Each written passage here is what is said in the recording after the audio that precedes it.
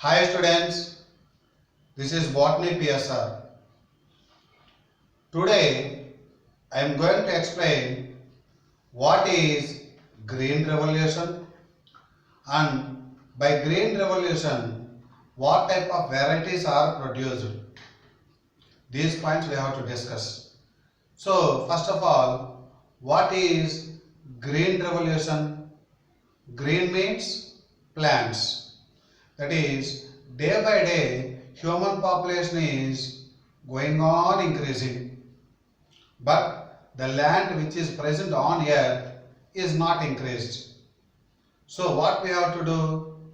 The yield should be increased, quality and quantity of crop should be increased.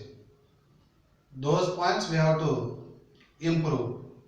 So what is green revolution? That means increasing the food grain production through plant breeding. We have to cross the plants to get better varieties, and finally food grain production should be increased. So increasing the food grain production through plant breeding and by following better agronomical practices. Agronomical means agricultural practices is called green revolution. Have you heard the word green revolution? So many students will say yes, that green revolution, all the Indian people had heard that word. So who achieved green revolution in India? That means M.S. Swaminathan. Who achieved green revolution in India? M.S. Swaminathan. Next, the term green revolution was coined by William Gould. The term green revolution coined by William Gould. Father of green revolution is Norman E. Borlaug, also called Norman Borlaug or simply Borlaug. Father of green revolution in India. That means you have to say M.S. Swaminathan. These two, so many students will confuse. So try to remember father of green revolution. What we have to say? Norman Borlaug. Father of green revolution in India. What we have to say? M.S. Swaminathan. So I am asking this question. Father of green revolution is M.S. Swaminathan. Is it right or wrong? Wrong. Father of green revolution is Norman Borlaug. M.S. Swaminathan, father of Indian green revolution. Those 2 points we have to remember. Don't confuse. Next one. India is mainly an agricultural country. We all know India is a agricultural country. Right. Agriculture accounts for approximately 33% of India's gross domestic product, shortly called as GDP. GDP means gross domestic product. So in India, gross domestic product that is 33%. Agriculture accounts for approximately 33% of India's GDP, and based on agriculture it employs 62% of population.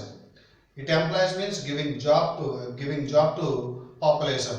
Based on agriculture, how much it employs? 62%. India's gross domestic product is 33%. Those two we have to remember. So agriculture accounts for, India's gross domestic product, agriculture accounts for 33%, and based on agriculture it employs 62% of human population. Okay, right. In the mid 1960s, that is in the year 1960, high yielding varieties of wheat and rice are developed as the result of plant breeding techniques, which led to dramatic increase in food production in our country. So in our country, through plant breeding, what are the varieties are produced in the mid 1960? Wheat and rice. What are the varieties? Wheat varieties and rice varieties are developed in our country, that is in India, through plant breeding techniques, which led to the dramatic increase in food production. This is so called as the food production is increasing now. When does? In the mid 1960. What are the varieties? Wheat varieties and rice varieties are developed in mid 1960. So this is nothing but grain revolution. As food grain production is increased, this is so called grain revolution. Right. Some Indian hybrid crop of high yielding varieties are some Indian hybrid crops of high yielding varieties are wheat, garden pea. Garden pea means pea, belongs to family Fabaceae. Next one, maize, jowar, bajra. These three are considered as millets. What are millets? Small size grains are called millets. Small size grains are called millets. So some Indian hybrid crops of high yielding varieties are total how many? 5. Wheat, garden peas, maize, jowar, bajra. Of these 5, how many are considered as millets? We have to say 3. What are those hybrid millets? Maize, jowar, bajra. These 3 are considered as millets. Right. Look at here, my dear students. Right. Wheat and rice varieties production. Right. In the years 1960 to 2000, that is during 1960 to 2000 years, what happened means through grain revolution 11 million tons is increased to 75 million tons, which is a wheat production. That is wheat production has increased from 11 million tons to 75 million tons. That means nearly how many times? Nearly 7 times wheat production has been increased. Next one, rice production. Rice production has been increased from 35 million tons to 89.5 million tons. That is almost 3 times greater. So wheat production is increased from 11 million tons to 75 million tons. Don't say billion. We have to say million. Don't say billion tons. We have to say million tons. And rice production has been increased from 35 million tons to 89.5 million tons. That means here wheat production is increased how many times? Nearly 7 times greater through green revolution. And here rice production is increased how many times? Nearly 3 times greater. So like that, through plant breeding technique, yield will be increased. Examples of high yielding varieties means, that is wheat and rice, that is 11 million tons to 75 million tons. Rice production increased from 35 million tons to 89.5 million tons. Next one, Norman E. Borlaug developed a semi-dwarf Mexican variety of wheat. Semi-dwarf is a variety of wheat developed at Mexico. Developed in which organization? ICWMI. That means International Center for Wheat and Maize Improvement. Where does this organization is located? In Mexico. ICWMI is located at Mexico. Right. Dwarf Mexican variety, also called semi-dwarf Mexican variety of wheat, was developed by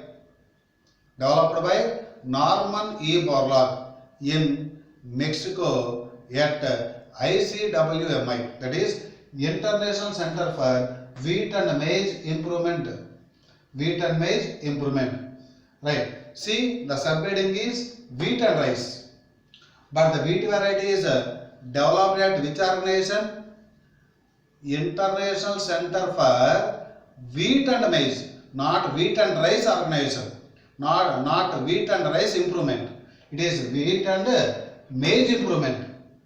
Where does this organization located? In Mexico. So try to remember, my dear students, this semi-dwarf Mexican is a variety of wheat developed by Norman Borlaug. This semi-dwarf Mexican variety of wheat developed by Borlaug, and this semi-dwarf Mexican variety of wheat introduced into India by M.S. Swaminathan. So try to remember, semi-dwarf Mexican variety of wheat developed by Borlaug. Semi-dwarf Mexican variety of wheat introduced from Mexico into India by M.S. Swaminathan.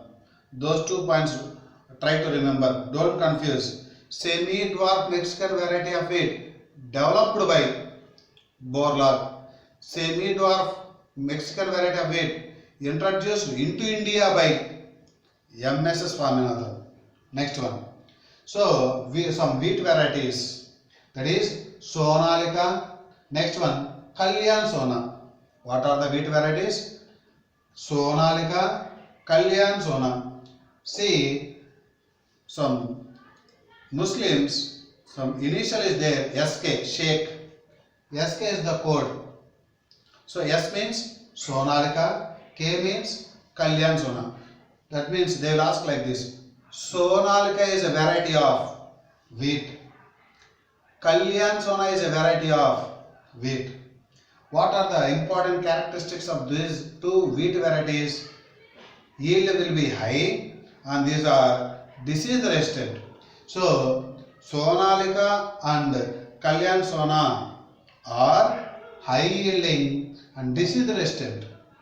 High yielding and disease resistant wheat varieties. Next one, rice varieties.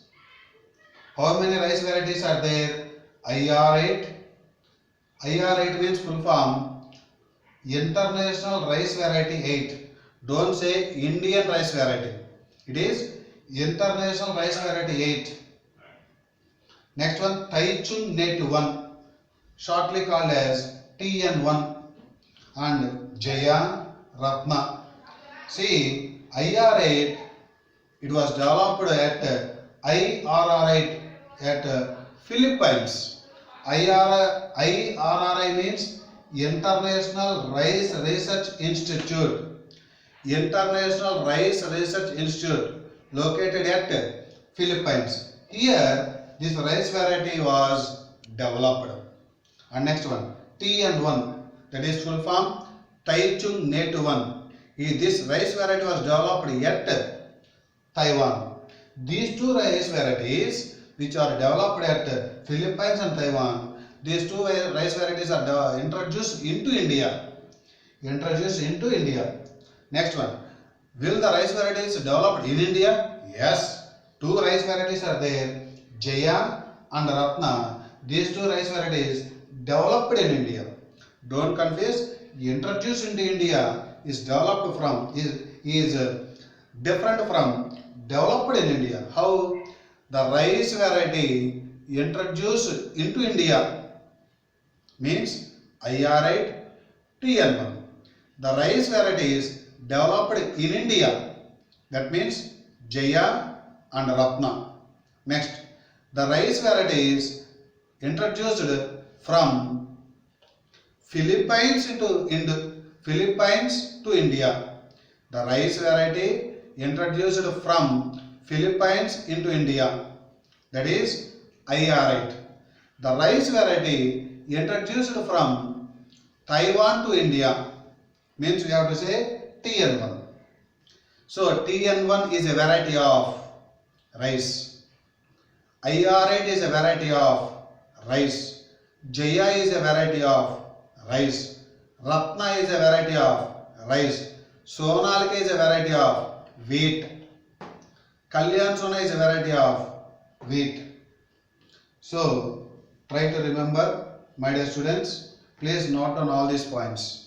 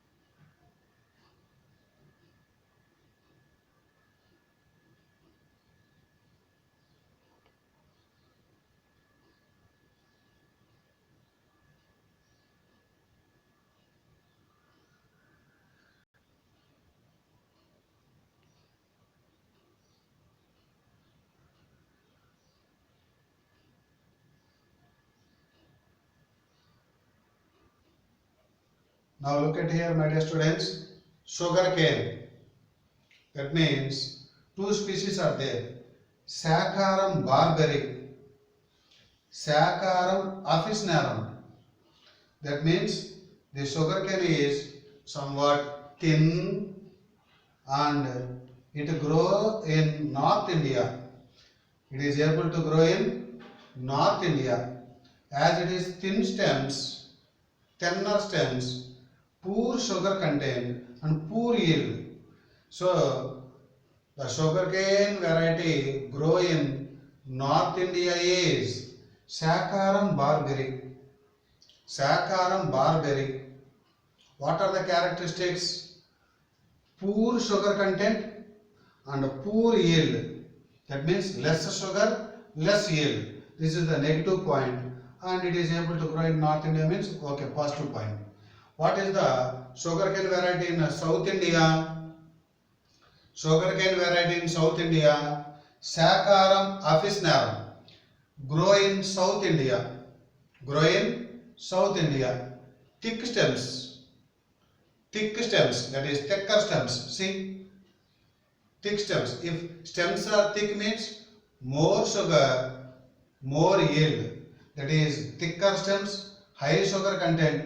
But one negative point is it is not able to grow in North India.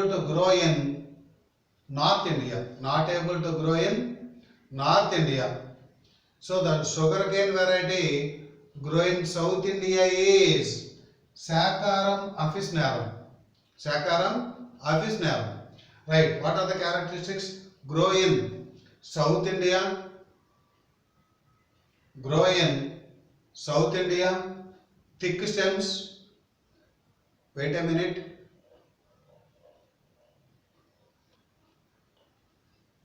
The sugarcane variety grow in South India is Saccharum officinarum. Thick stems means more yield, more sugar. But one negative point is not able to grow in North India. These two plants are crossed with each other and obtain best sugarcane variety. So best means it is, we are saying, successful variety. See, high yield, thick stems, high sugar content, but it is able to grow in North India also. North India also. So, Saccharum barberi is crossed with Saccharum officinarum. Is that breeding successful or failure? Successful variety.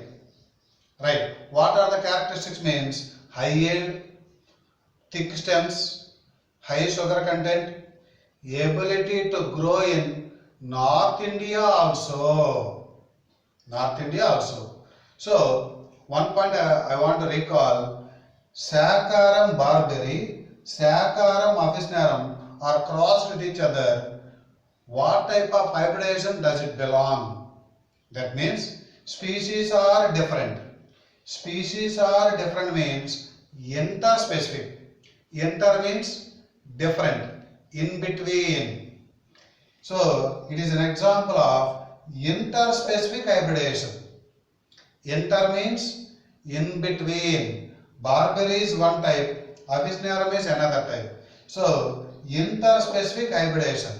It is also called interspecific, also called, see, Saccharum, genus is Saccharum. Here also Saccharum, same genus Saccharum. That's why intrageneric hybridization. Intra means within or same. So interspecific hybridization is also called intrageneric hybridization. So when Saccharum barbarii is crossed with Saccharum officinarum, what type of hybridization it is? Interspecific, also called intrageneric. Interspecific, first option. Second option, intrageneric. Third option, both 1 and 2. We have to say both 1 and 2. Is it a successful or failure variety? Successful variety. Okay. So thick stems, more yield, more sugar content. It is able to grow in North India also. Okay. Now look at here, my dear students. Millets.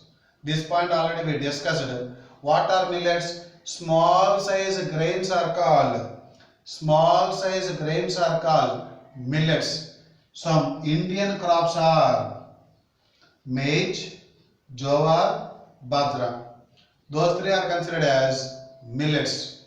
Previously we discussed how many Indian crops are there? 5. Wheat, garden peas, maize, jowar, bajra. These three are considered as millets. Millets means small size grains are called millets. Okay, please note down all these points and we will meet in the next class.